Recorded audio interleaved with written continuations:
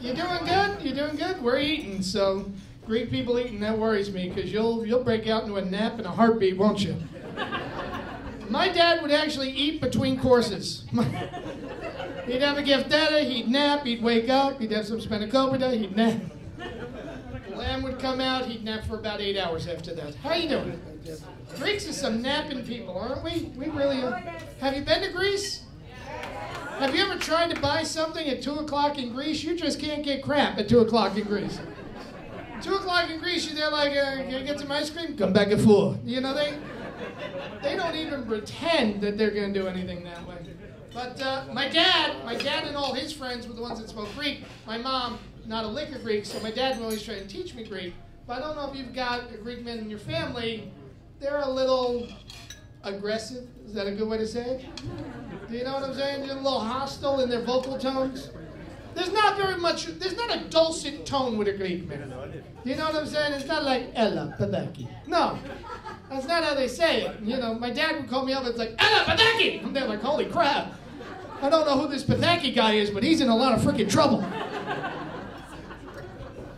And you know what? When you don't come when a Greek man goes, they start yelling it even louder, like, Ella Padaki! And I'm there like, he's in a lot of trouble. And I'm looking around for somebody named Ella Pathaki. I'm there, the only Ella I knew was Ella Fitzgerald, so I'm looking for like a half black, half Greek kid wandering around. That shouldn't be hard to spot, you know what I mean? Looking all around for him. Same thing, they always say, you date anyone you want, but you marry Greek. Then they will take you to start meeting Greek women at that time. So what's up? If all the Greek women I met looked like these Greek women, absolutely nothing. I'll be really honest with you. This would be fine. You don't get that when you go to the home country. When you go to the home country, you see why the Greek men are coming here. Big Airlines flight, and then I get into the cab, and I'm going to take the cab to Perez. And the guy looks at me and he goes, Nika. And they're like, I got no idea what you said. He goes, American? Yeah, I'm American. Oh, I cover the meter. Yeah, we all know what that shit's about, don't we? I cover the meter. So they cover the meter, and apparently they spiral into Perez. And I think I saw Sparta. They took me a little out of the way. I was in Albania for a hot second. They just... We whipped around. I'm not sure, but I think I saw Belgrade. All right, now, we finally get to Perez, and I get on a boat. And here's the whole thing, and we've all been to the home country. Nobody in Greece is ever in a rush. Do you know what I'm saying? We don't know how to rush. There are no Blackberries in Greece. There are no appointment books. There are no schedules. The ferry was supposed to get there at 2. It got there at 7. I'm American. I am losing my mind. They're like, Etsy. Yeah. I'm there like, it's 5 hours late. They're like, Indaxi. There are no worries that this ferry is like 5 hours late, and I get on the ferry, and if you look on a map, my family's from Syros and the Kykladas, if you look on a map, Perez to the Kykladas is like that far. That's how far, you're going that far. Not even an inch, you're going that far. 8 hours. Apparently the boat was a local. I didn't know. I thought I was going to be on the Express. It was a local.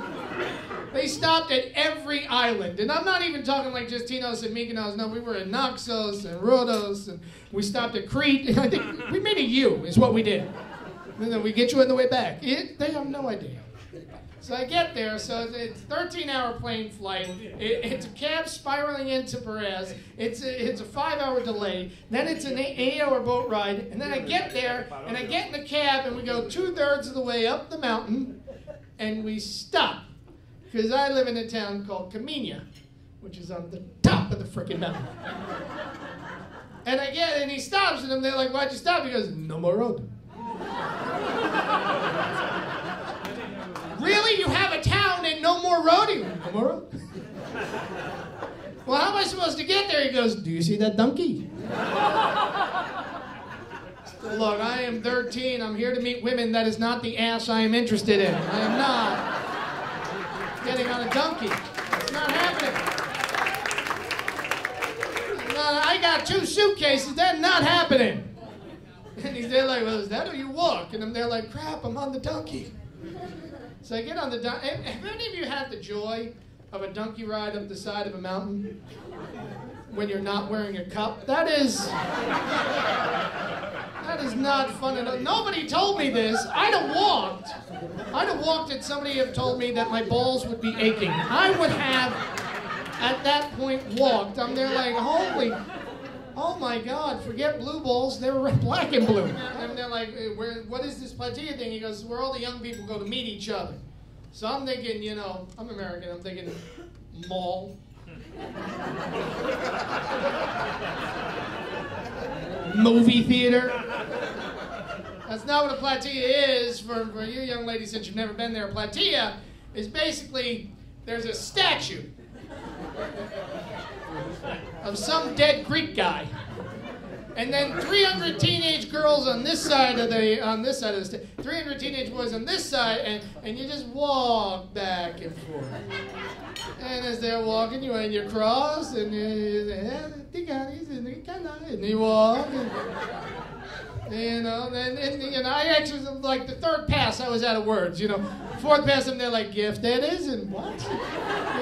Kind of confusing, but and then it's not just that, but on the side there are like 5,000 yayas going, don't touch! Don't touch!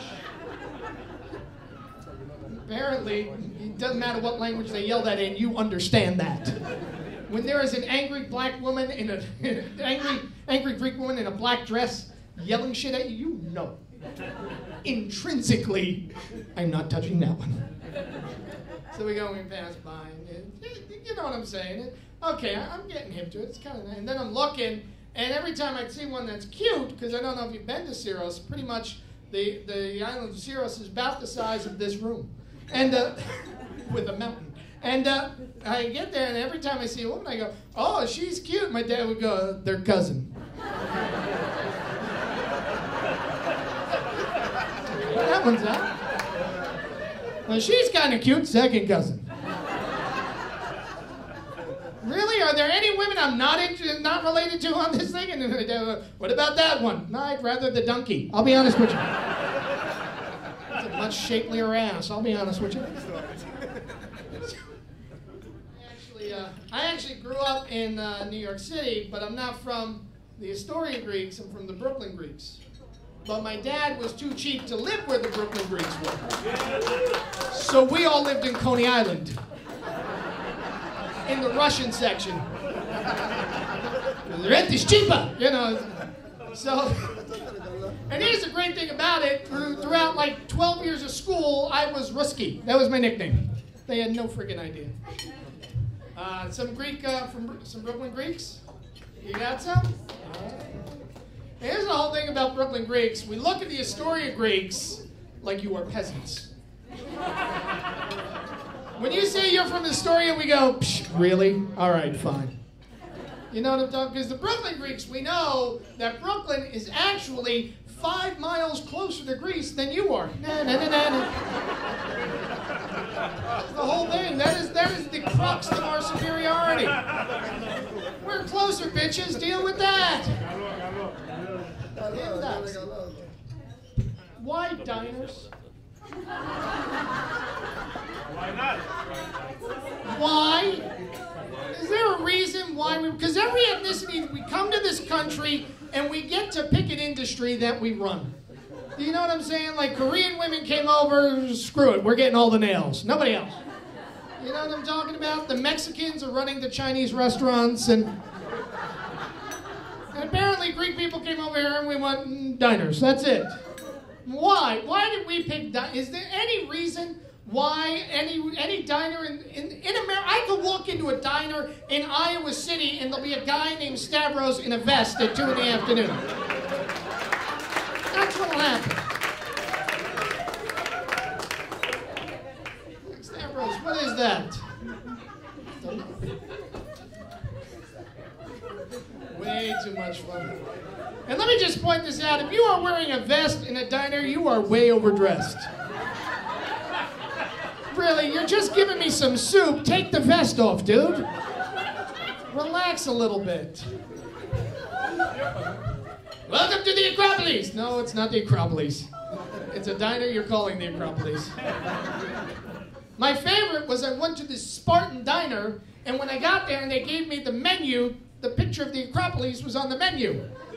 And I'm there like, dude, that's not even in Sparta. Some good things about Greece. Culturally, we had problems. We peaked too soon as a culture. That's our problem. Do you know what I'm talking about, sir? Because let's just say this was 2,500 years ago. We were the shit. We had the Acropolis, democracy, art, the Olympics, philosophy, and then 2,500 years of nothing till the gyro. 2,500 years later, we have sweaty meat on a stick. Might explain why everyone thinks we like anal sex. But